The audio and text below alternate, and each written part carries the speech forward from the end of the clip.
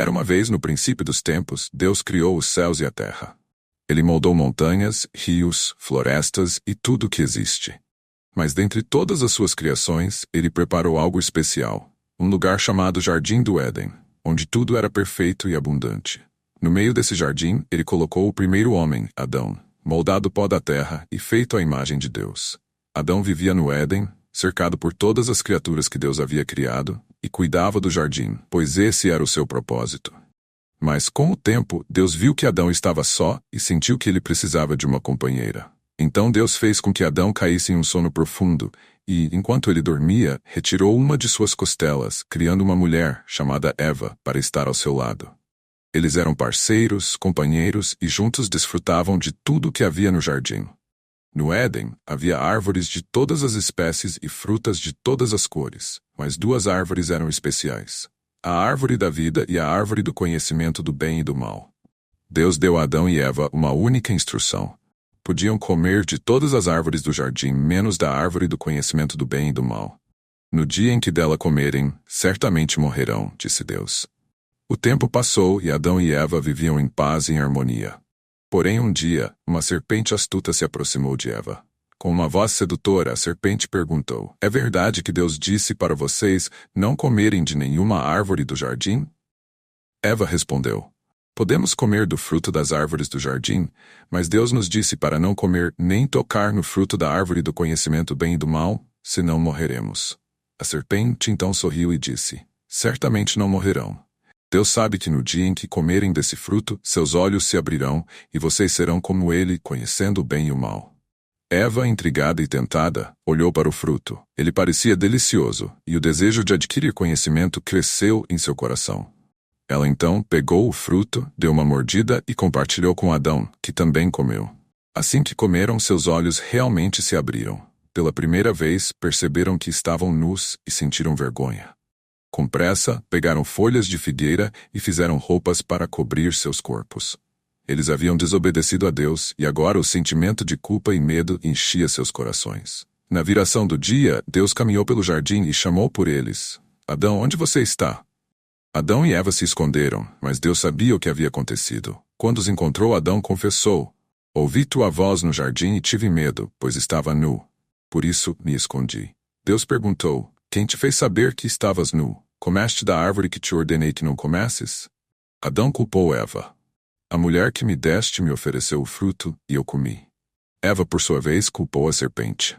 Deus então falou a cada um deles. Ele amaldiçoou a serpente, dizendo que ela rastejaria pelo chão e haveria inimizade entre ela e a descendência da mulher. Para Eva, ele disse que a partir daquele momento sentiria dores no parto e que desejaria o marido. E para Adão, a consequência seria que ele teria que trabalhar arduamente, suar a terra para colher o próprio sustento, até retornar ao pó de onde veio. Deus então os expulsou do jardim do Éden, pois eles não podiam mais viver ali no paraíso. Para impedir que voltassem e comessem da árvore da vida, que lhes daria a imortalidade, Deus colocou querubins e uma espada de fogo para guardar o caminho até a árvore. E assim, Adão e Eva começaram a sua vida fora do Éden, agora conhecendo o bem e o mal, carregando as consequências de suas escolhas e experimentando pela primeira vez o desafio de viver no mundo além do paraíso. Noé era um homem justo, íntegro em sua geração. Ele andava com Deus. Porém, os tempos em que vivia não eram fáceis. A terra estava corrompida diante de Deus, cheia de violência e maldade. E foi então que o Senhor olhou para o mundo e viu que o coração dos homens estava inclinado ao mal continuamente. Deus decidiu que um grande dilúvio viria para purificar a terra de toda a corrupção. Certo dia, Deus falou a Noé. Sua voz era firme e cheia de propósito.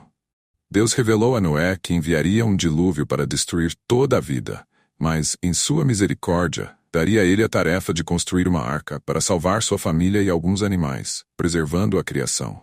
Noé, com fé inabalável, escutou atentamente as instruções de Deus. Ele deveria construir uma embarcação gigantesca, feita de madeira de cipreste, dividida em 3 andares e selada com betume por dentro e por fora. A arca teria 300 côvados de comprimento, 50 de largura e 30 de altura. Uma obra monumental nunca antes vista. A tarefa seria longa e árdua. E assim, Noé começou a trabalhar. Cada golpe de martelo, cada tora de madeira erguida, era um ato de obediência e fé. Enquanto ele construía, a incredulidade crescia ao seu redor. As pessoas observavam, zombavam e riam. O que você está fazendo, Noé? Por que uma arca tão grande em um lugar onde não há mar? Eles não compreendiam a gravidade do que estava por vir. Para eles, a ideia de um dilúvio parecia absurda. Mas Noé permaneceu firme. Mesmo sendo alvo de chacotas, não se deixou abalar. A confiança em Deus o guiava. Ele sabia que estava construindo algo muito maior do que uma simples embarcação. Noé estava preparando um refúgio, uma promessa de salvação. Os anos se passaram e a arca foi ganhando forma. Enorme e imponente, a construção se destacava na paisagem. Enquanto Noé trabalhava, sua família o ajudava. Eles acreditavam em sua missão e na promessa divina. E aos poucos os preparativos chegavam ao fim. Finalmente Deus deu uma nova ordem a Noé. Ele deveria trazer para dentro da arca um casal de cada espécie de animal. De todas as criaturas, grandes e pequenas, terrestres e voadoras, um macho e uma fêmea entrariam na arca para preservar a vida. Era o início de uma nova fase, uma aliança entre Deus e a criação. Noé fez conforme o Senhor havia ordenado. Os animais vieram, 2 a 2, como se soubessem que aquele era o caminho para a salvação. E a arca estava pronta para cumprir seu propósito. Ao lado de sua família, Noé entrou na embarcação. Então as portas da arca foram seladas. Lá fora, o céu escureceu. As nuvens se tornaram pesadas e as primeiras gotas começaram a cair. O que para muitos parecia ser o início de uma chuva comum, logo se transformou em um dilúvio sem precedentes. As águas subiram e a terra foi coberta. Noé, sua família e os animais estavam seguros dentro da arca, protegidos pela obediência e pela promessa de Deus. Enquanto o mundo lá fora era consumido pelas águas, Noé confiava que um dia as águas cessariam e uma nova era começaria.